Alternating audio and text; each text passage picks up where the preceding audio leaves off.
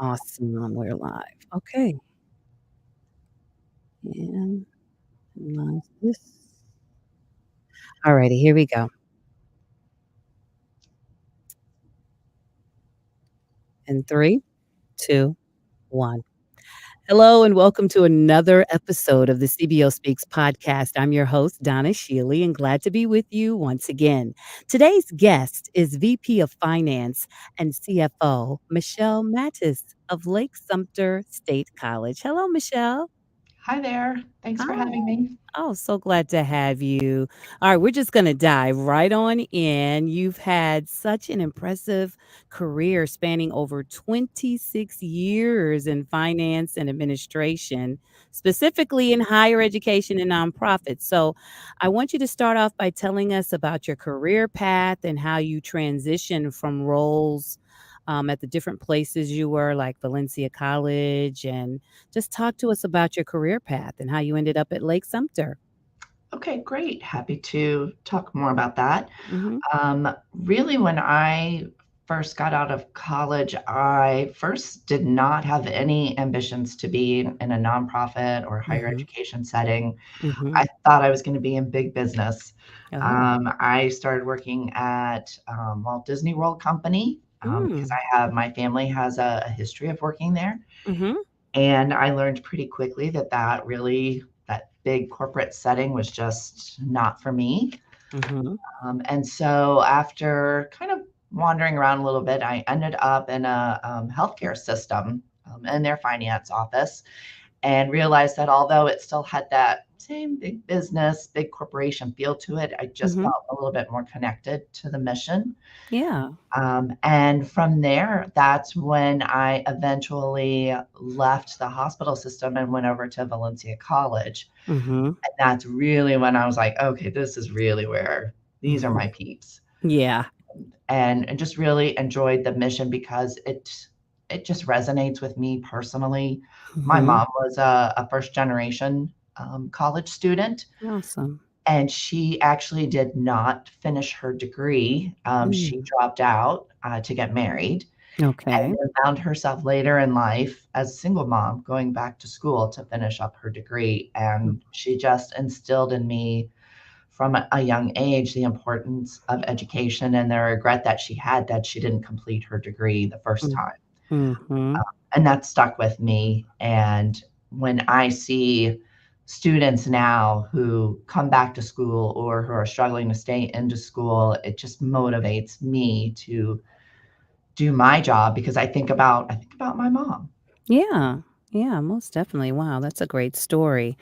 So you talked about those were your peeps. So talk to me about what made them your peeps. Dive into that a little bit more. I think it was more of everything we tend to do in higher ed is in more of a collaborative nature.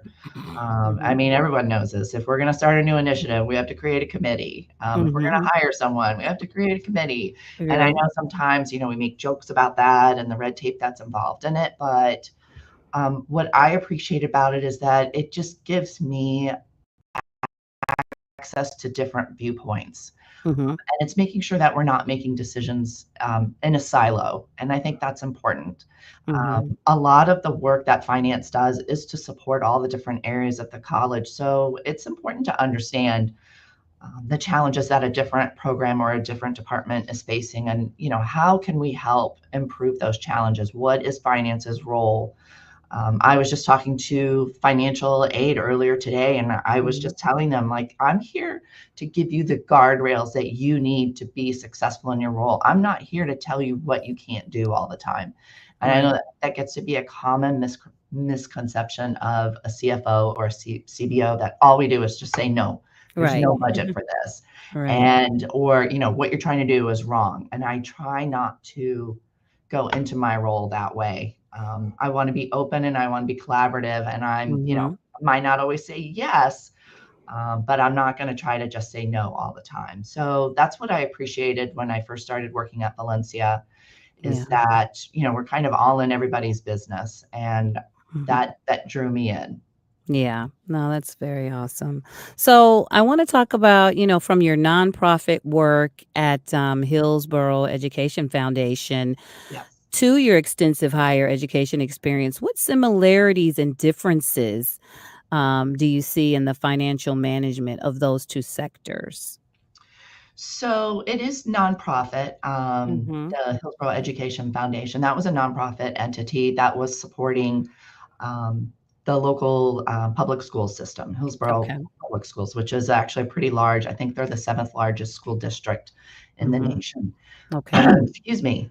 And I went after that position mainly because I was interested in taking on a chief business officer role at a college. Mhm. And I felt like I needed to go outside higher ed to get a little bit more well-rounded experience that I would need to be Mhm. a truly effective chief business officer. So taking this position at Hillsborough really gave me a deeper exposure to different areas that I normally didn't have at Valencia. So things Mhm. like human resources and payroll and managing benefits, Mhm. being directly involved in administering the building that we were renting and all the facilities issues that comes up, Mhm. risk management and things like that. So it really gave me a more well-rounded perspective that proved to be really vital for me in taking on this role that I have currently. Something that has recently come up at Lake Sumter State College is that we have gone through a presidential transition, and Mhm. we now have an interim president right now. And Yeah. during that period, there's been a little bit of restructuring. So during this time of the interim presidency, I have been given additional responsibilities of overseeing human resources and our professional and organizational development Mhm. areas. And I'm really grateful now for that experience at Hillsborough, because it's helping me with now taking on these additional responsibilities that I didn't originally plan to have under my portfolio. Right. And speaking of your portfolio, let's talk about everything that is within that while you are at Lake Sumter State College right now. So at Lake Sumter State College, I'm responsible for financial services division, which includes um, accounting, obviously, accounts payable and procurement, Mhm. auxiliary services, and then I have payroll. That's Mhm. what I originally started with. Okay. Now, with the transition that we're undergoing right now, at least in the interim period, um, human resources has been added, and then the Mhm. professional and organizational development piece that Mhm. goes along with that. Mhm. Awesome. Well, as VP of Finance and CFO at Lake Sumter State College, how do you manage the financial health of the institution, particularly during, these times of budget constraints or, we Yes. got economic uncertainty? How are you doing that? So it's been interesting because Mhm. I stepped in at a time when the college was actually experiencing significant enrollment growth. Awesome. Mhm. We're actually kind of against the trend right now in enrollment. We had I want to say we ended up with a 15% increase in fall enrollment over Mm, prior year, which is pretty yeah, amazing. I know a it lot of is. Florida counties were also experiencing enrollment, but Mhm. we serve two counties in Florida. That's the Mhm. Lake and the Sumter County, and they are two of the fastest growing counties in our state. Okay. In terms of new residences that are moving in regularly, and we're seeing that trend in our enrollment numbers as well. That's Enrollment great. is increasing rapidly. So Mhm. whereas a couple of years ago we had less than 5,000 students in our credit programs, Mhm. we're at 6,100. Mm. We're going to hit 8,000 at a rapid clip. Yeah. When we start adding in our non-credit programs, we're Mhm. at about 8,500 total Mhm. enrollment. Mhm. And our goal was to hit 10,000 students by 2026. And Awesome. we're definitely gonna hit that. Oh, that is really good. So So that is one thing that's helpful. But then again, we have to recognize that tuition revenue is only a small portion of our total revenue. We mhm. are very much reliant on state funding. Yes. And we were fortunate to get pretty good significant increases in state appropriation funding the last couple of years, Mhm. largely due to COVID funding. Yeah. But now that's coming to an end. Yeah. So, whereas the college had a couple of good years, I'm now coming into a role and having to tell people like, okay, hold up, Mhm. we gotta rein it back a little bit. Mhm. And let's just catch our breath before we start adding, too many new initiatives and priorities because our funding situation has just changed considerably. Yeah. Now So it's really about making sure that I am not just keeping the board informed and the president, but also the cabinet, yeah. and working with them closely to make sure they understand, how we're funded, Mhm. how we allocate the budget. And really, I find it's just a matter of making sure they understand the story behind the financials.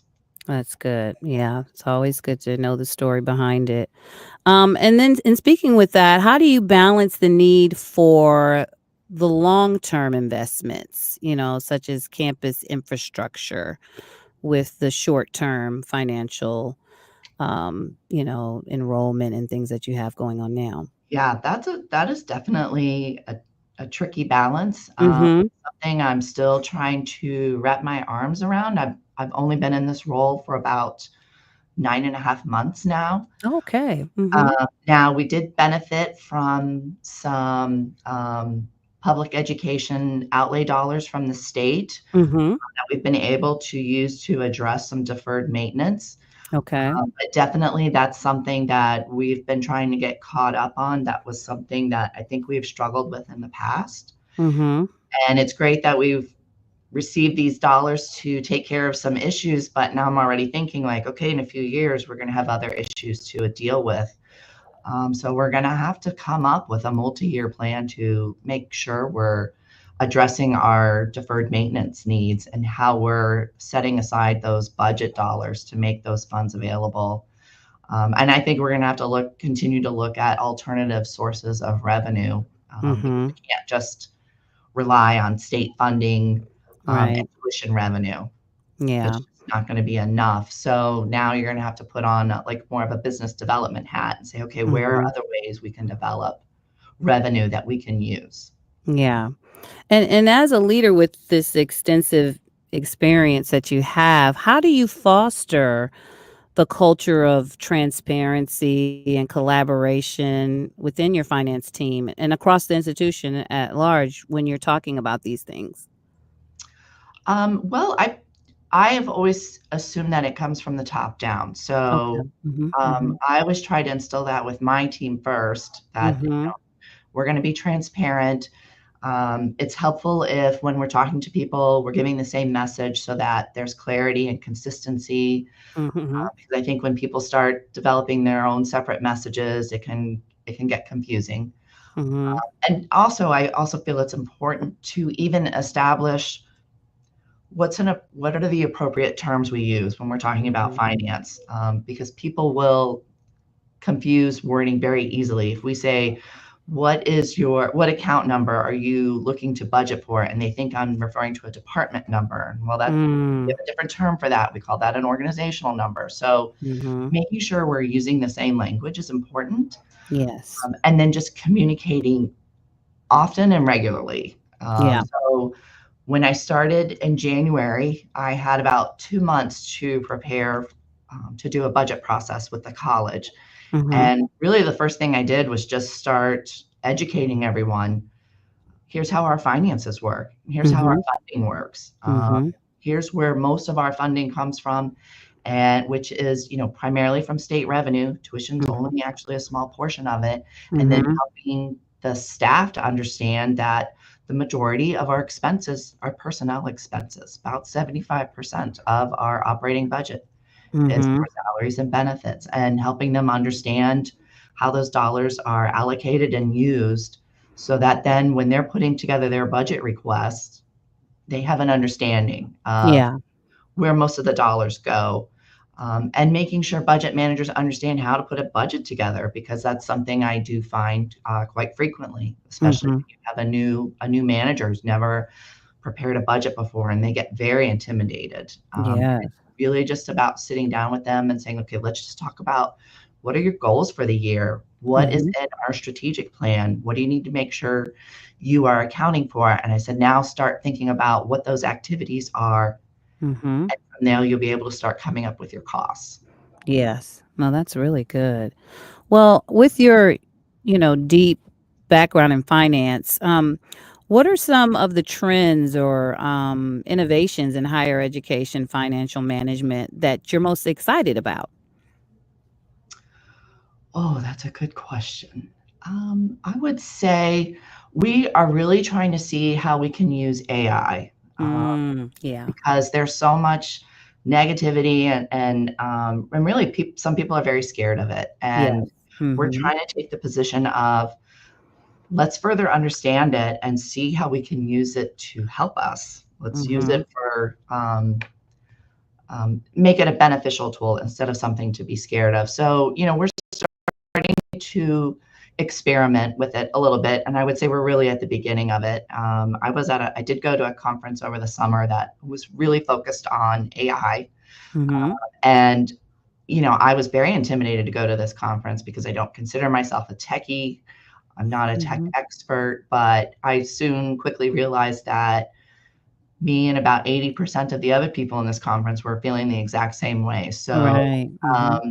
it was great in that it helped me just feel more comfortable in learning more about the different AI software applications that are available and to just start fiddling with it. Yeah. So I'm trying to figure out how I can incorporate it actually into the budget process for next year.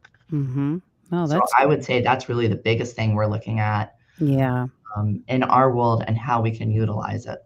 That's great. No, that is great. And I do want to talk to you about the importance of fundraising and development work Yeah. in today's higher education financial landscape, especially given your experience as a foundation CFO. So, how do you see the role of institutional advancement evolving? That is going to play a more critical role, in my Mm-hmm. opinion, in Mm-hmm. terms of not just fundraising, but Mm-hmm. also grant revenue, Yeah. because there's really going to be new priorities or programs we're going to want to start, and that's going to require significant funding. Mm-hmm. And usually that's going to take a grant to really Yeah. get that off the ground. And working with the advancement team to really understand which grants are feasible, Yeah. what is appropriate to go after. Let's not go after a grant just because it's free money. Mm-hmm. I want to make sure we're starting a program that one has a need in our Yeah. in our community. Right. We're very focused right now on workforce development programs. Mm-hmm. We've got two counties that are really focused on making sure they can create jobs that Mm-hmm. will support their residences. Right. And so if we're looking at starting a new program, we need to make sure we're doing some research on it and that Mm-hmm. it's going to be applicable to the community, that we can create graduates that will get hired, Yes.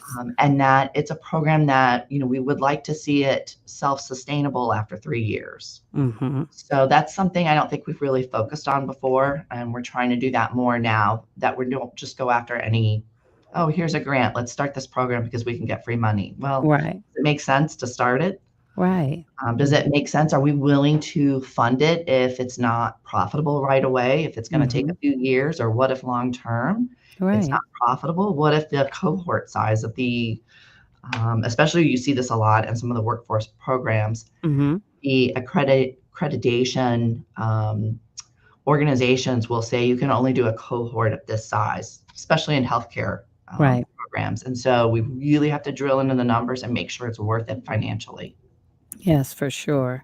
Well, Michelle, before we, close up, I definitely want to know what advice you would give to aspiring financial leaders who want to work in higher education or nonprofit sectors at that. And what key skills or qualities should they cultivate? I would say if someone is thinking they would like to be in a chief business or chief financial officer Mhm. position, Mhm. they really need to be open to taking on new projects and new challenges, because Mhm. that's just going to give you that exposure that you need. You need a little bit of exposure to everything. Yeah. You don't have to be an expert, but even just having some exposure is helpful. So if there's a priority or an initiative at your institution that they're looking for volunteers to serve on a committee, like join up. participate because it's going to be a Mhm. learning experience. And, for me, I went outside of higher ed for a few years, and Mhm. that was just the path that I took. But I Okay. found it still incredibly helpful. Yeah. It further confirmed my desire to be in higher ed, but it was Mhm. experience that was super helpful. So I would say you just got to be open to new opportunities. And the other thing I would say is it's really important to be a good communicator and a good listener. Hmm. Listening is such an important skill. Yes, it is. When Mhm. I first started my role here at Lake Sumter, I just felt like I wasn't doing a whole lot of talking at first. And someone said to me, "You're very quiet." And I said, Mhm. "I'm listening.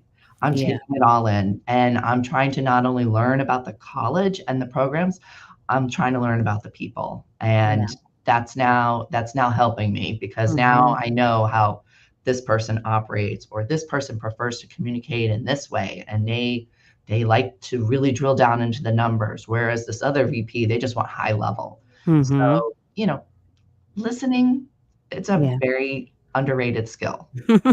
Most definitely.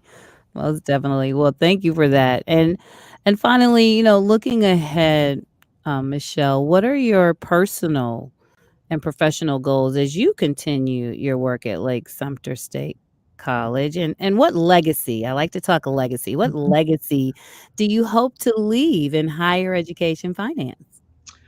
Well, I do hope that I have the rest of my career here at Lake Sumter, but Mhm, mhm. am always open to new opportunities down the road. The legacy that I would want to leave here, where I try to leave everywhere I go, is that I always want to leave the every place better than when I found it. Yes. And I also believe strongly in the importance of developing the staff, uh, Mhm, finding the talent that we already have within and growing it, developing it, mhm. and realizing that sometimes that means you're going to lose some good people along the way because they're Yeah. going to grow and develop and they're going to want to take that next step in their career. And that may mean moving on to another organization. Mhm. But I think that's important. That's part of being a leader. Yeah. I think it means you did a good job. You don't want people to feel stagnant. So Yeah. uh, that's the legacy that I want to leave, that I was collaborative and inclusive, Mhm. and that I encourage my team to always continue to grow and develop That's and to awesome. find their passion. Yes, indeed. Oh, thank you so much. This is great. Thank you. Thank you for having me. You're welcome. And thank you all for joining us for this episode of CBO Speaks, brought to you by the National Association of College and University Business Officers. You can find resources for today's episode as well as a wide variety of research and tools at nakubo.org. Make sure you subscribe to CBO Speaks wherever you get your podcasts. And on behalf of Michelle Mattis of Lake Sumter State College, I want to thank you for joining us on CBO Speaks. I'm Donna Shealy. Be well. Okay, let me stop that and I'm going to end that.